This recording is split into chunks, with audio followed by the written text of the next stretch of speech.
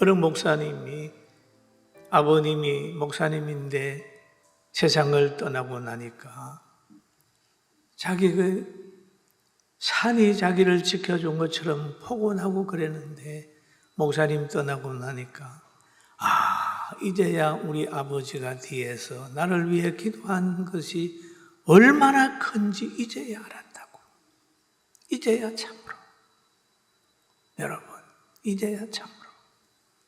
정신이 들어 이르되 내가 이제야 참으로 주께서 그의 천사를 보내어 나를 헤롯의 손과 유대 백성의 모든 기대에서 벗어나게 한 줄을 알았도다. 이제야 참으로. 정신이 들었습니다. 사람이 살다가 보면 정신이 들 때가 있어요. 남자 청년들은 보면 군대 가면은 이제야 참으로 우리 집이 좋은 줄 알았어. 결혼해가지고 아기 놓고 나서 우리 청년들 보면 어느 청년 펑펑 울어요. 왜 울어? 목사님, 이제야 참으로 우리 어머니가 나를 이렇게 낳았을 텐데, 이렇게 했을 텐데 나는 전혀 어머니 수고를 생각하지 않았어요. 이제야 참으로. 이제야 참으로, 이제야 참으로. 저도 이렇게 목회를 하다가 보니까 이제야 참으로 깨닫는 게 있어요. 여러분, 사람이 태어나면 먼저는 하나님께 영광을 돌리고 부모님에게는 보람을 느끼게 만들어야 되거든요. 그럼 내가 얼마나 우리 부모님이 나를 키운 데 대한 보람을 느끼게 했는가 생각해 보면 제가 어릴 때 그 부모님에게 그런 보람을 느끼게 못했단 말이에요. 그런데 성장해 보니까 이제야 참으로 그때 내가 자녀로서의 별 좋은 일을 못했구나라는 생각이 들어요. 또 부모가 돼가지고 이제 한창 아기 키울 때 보면은 사랑해주고 보호해주고 기다려야 되는데 그렇지 않고 자신의 의도대로 막 하고 말 안 들으면 두들겨 패고 그런 것들을 지나서 보면 이제 그때의 방법이 내가 옳지 않았구나 깨닫는 거예요. 이제야 참으로. 이제야 참으로. 그래서 여기에서도 이제야 참으로.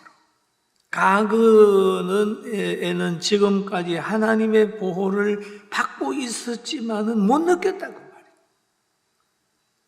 헤롯의 손과 유대인 백성들의 기대에서 벗어나게 하신 줄을 그런 가정을 하나님이 주셨는데도 그때는 몰랐단 말이에요.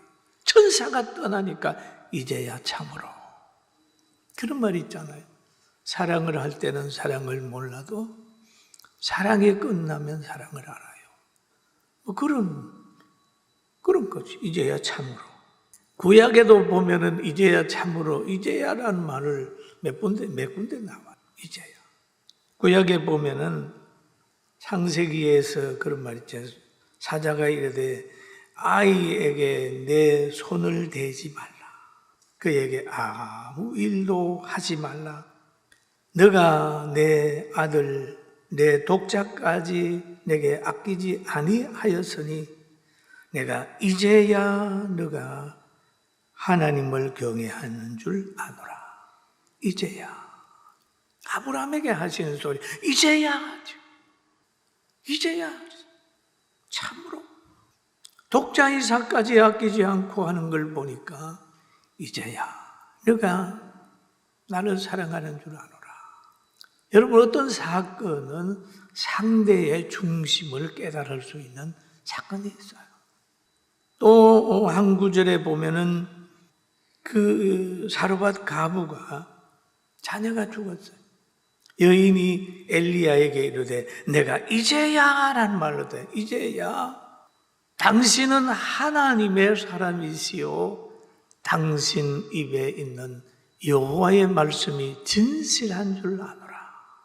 과거에는 그런 역사를 봤는데 그건 별로로 봤는데 죽은 아들이 살아나니까 이제야 라고 하는 표현을 하고 있습니다. 여러분, 우리 신앙생활 하면서 이제 막 바쁠 때는 몰라요. 그러나 하나님의 보호가 있을 때 그 하나님의 보호를 느끼면서 살게 되길 주의 이름으로 축원합니다.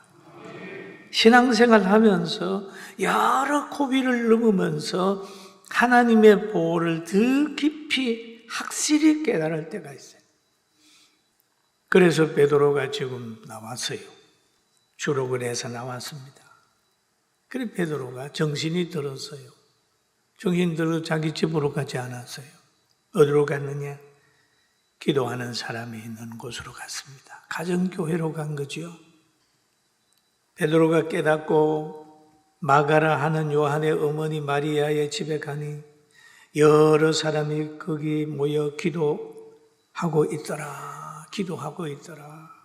베드로가 주로 간 후에 가가지고 기도하고 있는 그게 문을 막 두드립니다. 왜? 그때는 너무 박해가 심해가지고 문을 잠그고 기도하는 거예요. 막 두드렸어요.